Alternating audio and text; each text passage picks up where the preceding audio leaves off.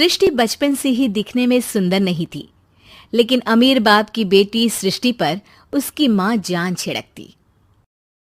मेरी बेटी कितनी प्यारी है, भगवान सबको सृष्टि जैसी बेटी दे। सृष्टि धीरे धीरे बड़ी होती है। एक दिन सृष्टि की सहेली कहती है, तू दिखने में कितनी अजीब सी है, लेकिन मैं जानती हूँ हम सब में सबसे अच्छी शादी तो तेरी ही होगी। तेरे पापा अमीर जो हैं। और बता नहीं सकते यार, दहेज तो हर कोई देता है, ये क्या ज्यादा ले जाएगी अपने पति के लिए? अरे बड़े शहर में कोठी है इसके पापा की।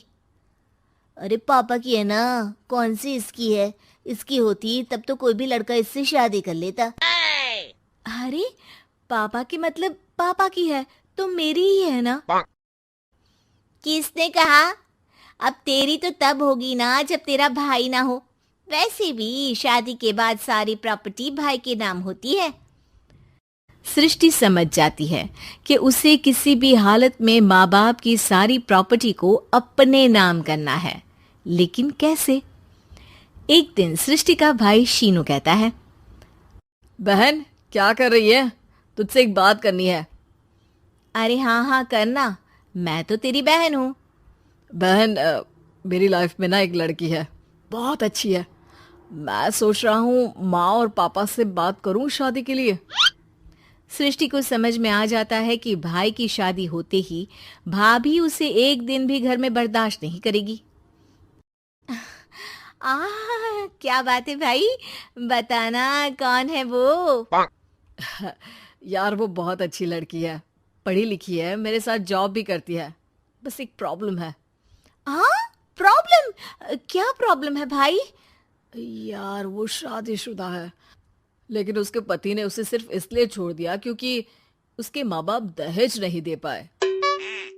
सृष्टि ये सुनकर न जाने क्यों खुश हो जाती है। अरे भाई तो क्या हुआ, लड़की तुझे तो पसंद है ना?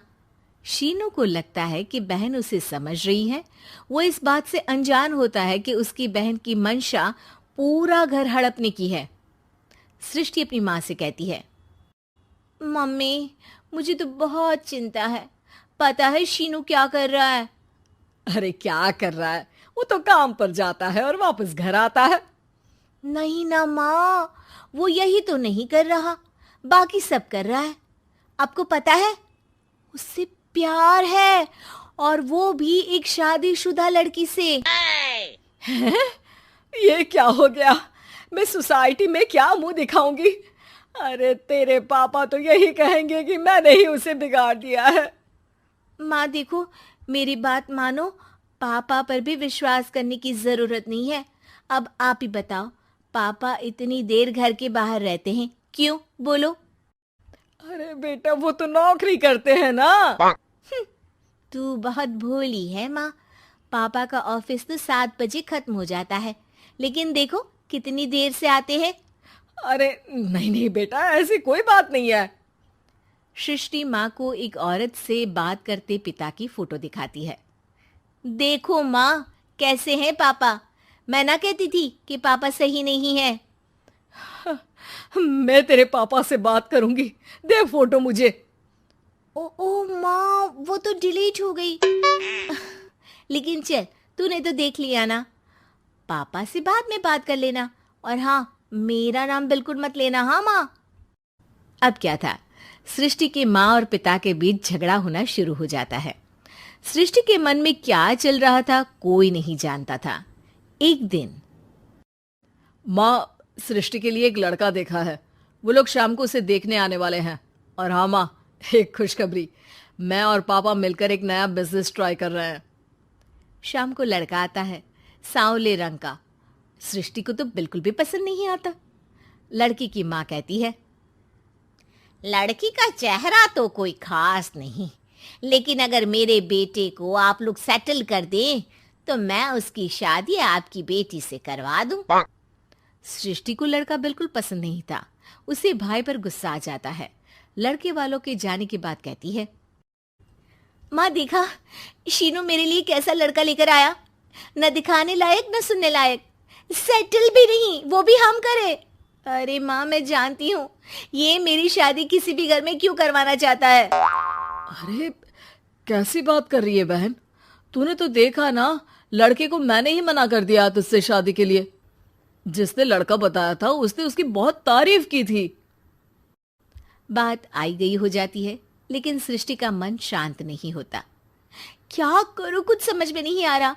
मेरी शादी हो गई तो ये लोग पूरी प्रॉपर्टी शीनू के नाम कर देंगे, मेरे हाथ तो कुछ लगेगा ही नहीं। तभी सृष्टि को आइडिया आता है। वो किसी वकील को फोन करती है। जी देखिए, अगर आपके मम्मी पापा का तलाक हो जाता है तो आपके पिता की आधी प्रॉपर्टी आपकी माँ के नाम हो जाएगी, फिर उसे वो किसी को भी दे सकती है। सृष्टि अब माँ को बेटे के खिलाफ भरती है। माँ, शीनू पर नजर रखा करो, वो जिस लड़की के प्यार में है ना वो शादीशुदा है। यहाँ आएगी, सारा पैसा रुपया जमीन जायदाद सब हड़प लेगी। पापा का भी हाल तुमसे छुपा नहीं है। ऐसा ना हो कि मैं और आप एक दिन सड़क पर भीख मांगे। हे भगवान, मैं तो जीते जी मर जाऊंगी अगर ऐसा हो गया तो। ऐसा हो गया नहीं माँ, ऐसा ही होगा। अभी समय है, आगे का सोच लो। मैं तो कहती हूँ पापा से आधी प्रॉपर्टी लेकर अलग हो जाओ। पापा की आधी प्रॉपर्टी भी हम लोगों को अगर मिल जाती है ना तो अगले 7 जन्म सफल समझो। बेचारी माँ बेटी के कहने पर पति से तलाक लेकर अलग हो जाती है। सृष्टि अब पैसों से गाड़ी और अपने दूसरे महंगे शौक पूरे करने लगी। उसके दोस्त भी उसके पैसे इस्तेमाल करते। सृष्टि, कल तुम कहाँ थी? मैं सारा दिन घर पर अकेली थी। तो मैं क्या करूं? मैंने ठेका तो नहीं लिया है ना तुम्हें संभालने का। माँ को सृष्टि से ये उम्मीद नहीं थी। वो बैठकर रोने लगती है। वहीं उसका पति यानी कि सृष्टि के पिता आ जाते हैं। मैं जानता था कि तुम्हारा यही हाल होगा, तो आपने मुझे रोका क्यों नहीं? मैं रोकता तो तुम रुकती क्या? सृष्टि के कहने पर तुमने मुझ पर अपने बेटे पर शक किया, लेकिन तुम ये भूल गई कि कैसे हम दोनों ने मिलकर जीवन में इतना सब खड़ा किया। माँ पति के गले लग जाती है। मुझे माफ कर दीजिए, मैंने आपकी कमाई का एक बड़ा हिस्सा गवा दिया। कोई बात नहीं, तुम साथ हो तो मैं ऐसी 7 प्रॉपर्टी खड़ी कर दूंगा। तभी वहां सृष्टि आ जाती है रोते हुए। माँ, मयंक ने मुझे छोड़ दिया। वो बोल रहा था जब तक मेरे पास पैसे थे तब तक ही वो मेरे साथ था। पापा,